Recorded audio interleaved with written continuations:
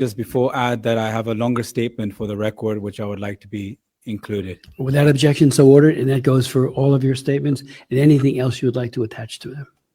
Thank you. I've traveled 15 hours to get here, so I apologize in advance to the Commission if I go a tad bit over my time. I could stand here today and talk about all the injustices unfolding in Pakistan, but today I want to give you the context, the story behind the headlines, so you can truly get a grasp of what is happening and why. Let me start with the event that shattered whatever remained of a Pakistan democratic facade, the general elections of February 8th, 2024. These were the most brutally rigged elections in Pakistan's history. The rigging started months earlier than the actual election day. They stole the symbol of our very part of the party, which was the cricket bat, so voters couldn't identify us on the ballot. Our candidates were forced to contest as independents, creating chaos and confusion. Nomination papers were rejected, rallies were banned, banners were torn down, flags were forbidden, leaders were jailed, exiled, driven underground. Many of them are here today. Yet the people of Pakistan rose to the challenge. And one of the highest turnouts in our history, the Pakistanis came out and voted for change. Independent data and independent observers have both shown with academic fact that PTI-affiliated candidates have won over 170 to 180 seats in the existing parliament. Unfortunately, overnight, from 24 to 72 hours, those results were all changed. As a result, Pakistan Tehreek-e-Insaf couldn't form a government. Brutality continued. There were too many votes for even the constituency that even held the amount of constituents. So if a constituency had 400 votes, somehow the person who got the vote changed in Form 47 had 450,000 votes. So overnight, populations grew by 50 to 100,000. Let me be very clear that Pakistan's 2024 elections were neither free nor fair. They were engineered to silence the democratic voices of millions. As if crushing democracy at the ballot box wasn't enough, Pakistan's rulers then turned their knives to the judiciary. Through the 26th constitutional amendment, they rewrote the rules of justice. They stacked the Judicial Commission with politicians, loyalists, stripping judges of independence. Our courts, once they checked for executive power, became a tool of the power. Previously, judicial appointments were driven largely by senior judges, themselves ensuring a measure of autonomy and judicial independence. It subordinates the independence of judiciary to political interest, erodes public confidence, no longer impartial, and became an extension of the executive.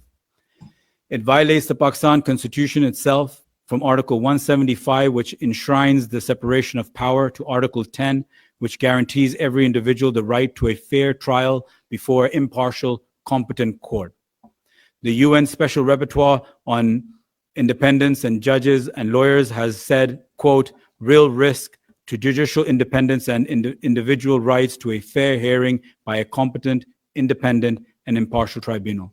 The ICJ has described it as, quote, a serious threat to independence of judiciary. In 2023, a Supreme Court bench declared that civilians could not be tried in military courts. However, the 26th Amendment, a larger handpicked bench, reversed that ruling. This is not justice. This is a colonial tool of intimidation, resurrected to silence dissent. Pakistan now virtually stands alone in the world by allowing military trials of civilians under a constitution that supposedly guarantees its fair trial and due protest. The ICJ says it's a travesty of justice, glaring surrender of human rights. I want to add that these military courts, after May 9th, 2023, convicted 104 civilians, mostly PTI supporters, voters, or activists, were sentenced to a prison term of up to 10 years. Every single one of them was convicted, so 100% conviction rate. These trials were held in secret, in dark rooms where family and public were barred from attending. No charge sheets or judgments have been published till date. Trials happen Documents are hidden from lawyers and the legal team, so not a single document can leave that courtroom till date. Judges are army officers, and appeals are given not to civilian court judges, but rather to the army chief himself, who will then hand it down to his subordinates to make a tribunal, to come out with whatever decision they want with no justification or evidence. Even the sentences are arbitrary. Some were jailed for a year, others were jailed for a decade. No clear reason except political punishment. An example is Barrister Hassan Khan Niazi, Imran Khan's nephew, who was sentenced to 10 years despite minor allegations. This is a purge, it's not justice. It violates Pakistan's own constitution, as I mentioned earlier. It violates international law. Article 14 of the ICCPR demands fair public trials in independent courts. From the US State Department to the EU, to the UK, Human Rights Watch, and the ICJ, the world is united in condemning Pakistan's military trials on civilians. Pakistan's Supreme Court, once a beacon of hope, has wavered under pressure, green-lighting the sham proceedings. And what about the voices that are trying to tell these stories? Freedom of speech in Pakistan is dying. Journalists have been arrested, abducted, tortured, or driven in exile. Dr. Moin Pirzada, one sitting right here.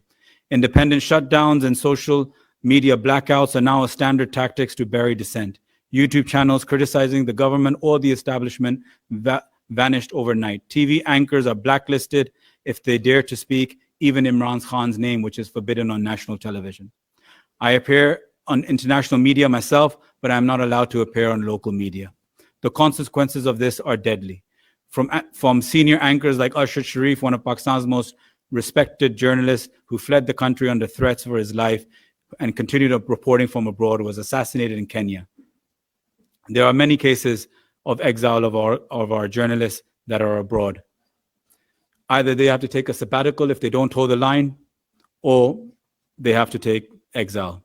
Most recently, a magistrate ordered nearly 30 YouTube channels to shut down simply because they expose the truth.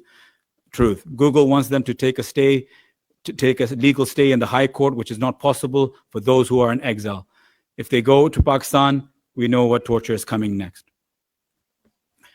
I want to, as this repression continues, the rigging of elections, the capturing the courts, military trials, the silencing of media, it all leads back to one man and one thing: the elephant in the room, former Prime Minister of Pakistan, Imran Khan.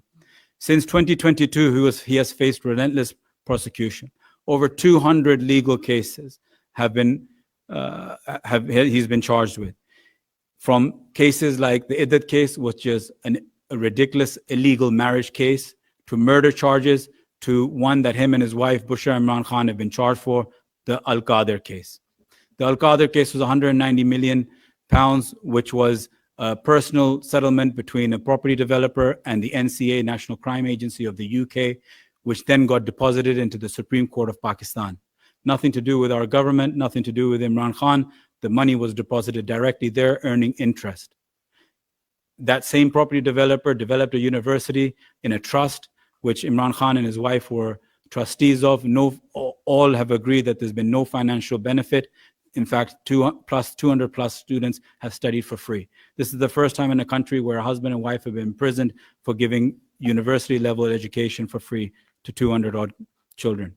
Abduction, breaking into homes, trashing of their personal property, abduction of children, torture, using women as a tool to get the politicians and the men out to surrender themselves is the first time we've seen this in Pakistani history.